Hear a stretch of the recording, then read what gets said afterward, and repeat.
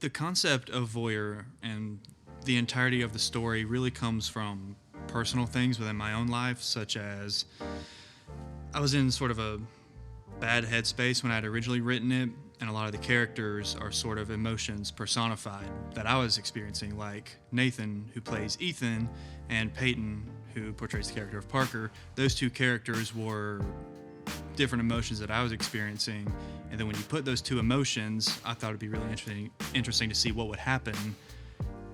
Throw them in a room and see if they explode, see if they fall in love, whatever. Just play around with it. And I didn't have to do a whole lot of thinking with the story.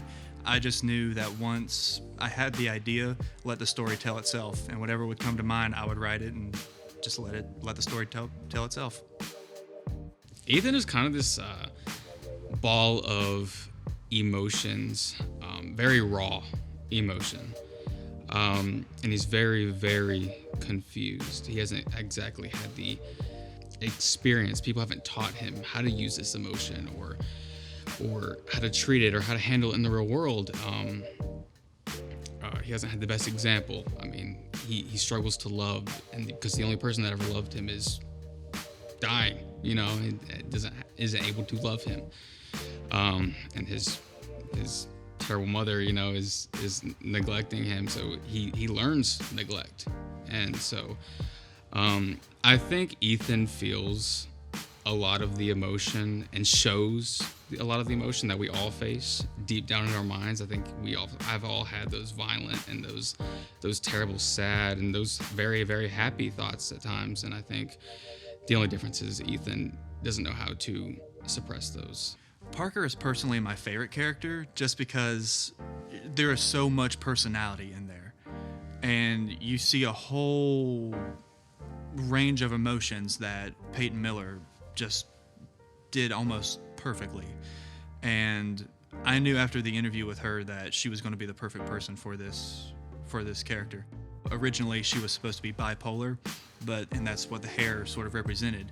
But then through working with her character and talking with Peyton a little bit more, we kind of came to terms like, well, I don't think her hair should necessarily represent her, but should represent the story more so. And then that really vulnerable moment where she takes it off and she just looks at herself with her hairnet and just very much a mess. I'm not a young woman, but I feel like a lot of young women can relate to that right there. And that was sort of what I wanted to do. I didn't want this to just be, it's a film for the bros, or like, no, this is a film for everybody. From the time I left home at 18 to where I sit today, plenty of changes. Good, bad, but they all came through. So to see what Ethan went through was easy. They kind of go in stages or steps. And so as long as you do look back and say, oops, and fix it, or say, all right, and keep going. And I think that's kind of what I felt through it. Going through the script, of course, I look forward to seeing the whole film, but I'm pretty sure that's kind of the piece that it was one stage at a time and making those moves, and then right to the end where we're not at the end yet, but there's still changes and decisions and choices to be made all the way to your end.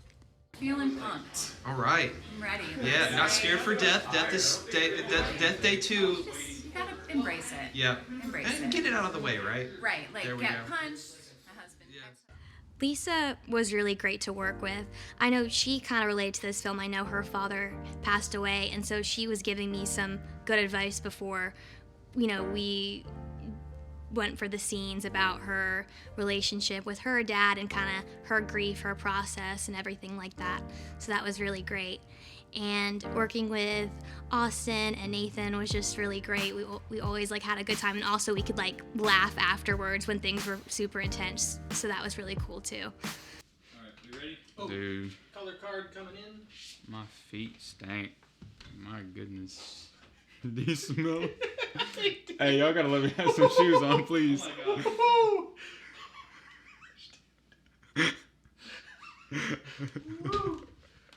It stinks. Y'all gotta let me change my socks or something. Okay. So the character of Ethan, played by Nathan Lee. There's just something about him that I love so much. It's like not so much Nathan, but more Ethan. He's like a little brother in a way, and you just learn to love him. And even though he's in the wrong on a few or most things, his thoughts and his ways of going about his actions and all that, you agree with him to an extent because you see where he's come from and you want to know where he's going. And with all of his actions in between, like after the car accident, his relationship with Parker and all, you're rooting for him. But like I said, most of the time he's kind of in the wrong. And he's just a really troubled soul.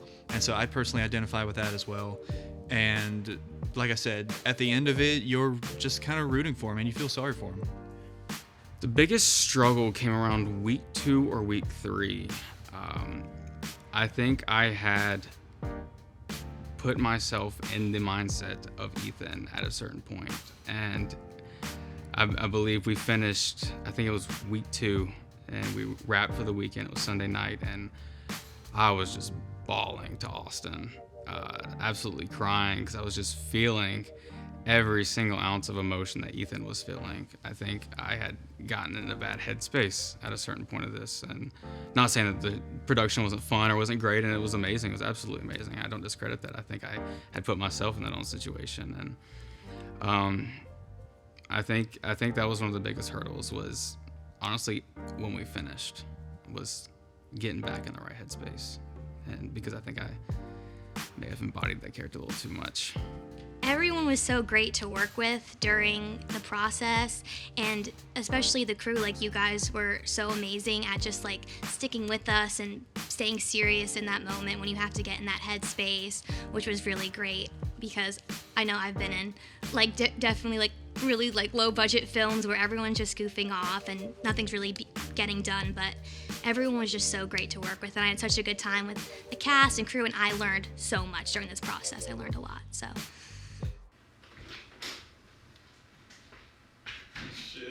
Oh, you moved to California. Damn it. Oh.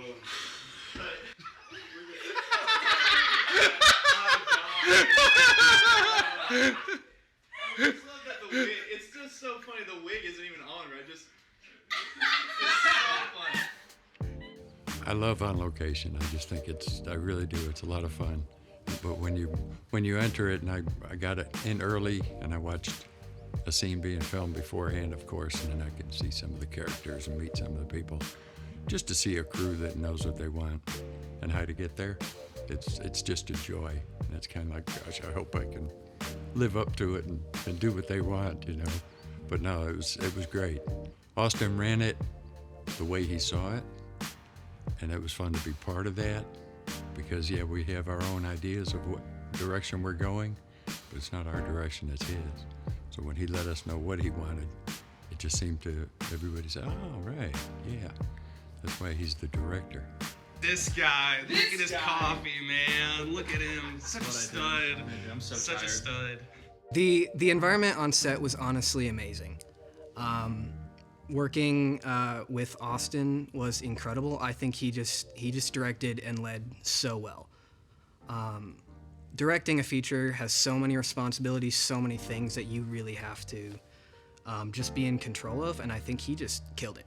I was amazed being on set and seeing for his first feature, the way he pulled that off so well, so efficiently. It was amazing. The DP.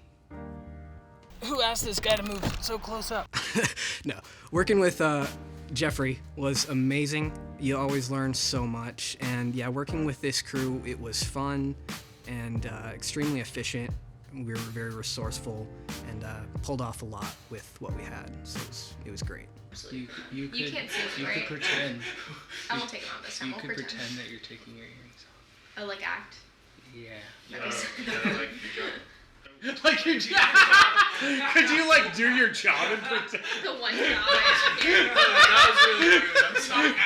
Could you like just act it? You're good. I made the joke. I hate Austin. He sucks. He's terrible. He's rude. No, I'm joking. No, I think Austin has a very beautiful vision and everything, and I love, you know, him being able to be straight up. If he didn't like something, he was like, "Can you try this? Do this, do this." But also really enjoyed him being open to suggestion. Like, I don't hate that, and that was his tagline, and it was really nice to know that like what he was doing was his vision, and he was gonna push that out there, and it gave me a lot of comfort working with him. So. I hope the audience takes away that it is okay to leave everything behind to go and do what you want to do. Because ultimately, as Malik says, you are responsible for your own fate, for your own destiny, whatever. You're responsible for getting your goals accomplished. Because if you don't go out and you don't make it happen, then who's going to do that? And you just have to more or less be aware that you're your own worst enemy, but you're also your own biggest cheerleader. And I think that's what Ethan kind of struggles with a little bit, because everybody is against him, so he has to be the only person for him. But with everybody being against him, he's just kind of there. He's like, well, everybody at the world, why does the world hate me, is one of the lines in there. And you really feel for him. And I think at the end, which I'm not going to reveal what that is, I think you really just want to give Ethan a standing ovation for doing what he thinks is right. And I hope that's what the audience sees too, is that he goes through all of this mess, but at the end he says, you know what? I'm going to do what I want to do, and none of you can stop me. And I hope the audience pretty much wants to do that for themselves as well.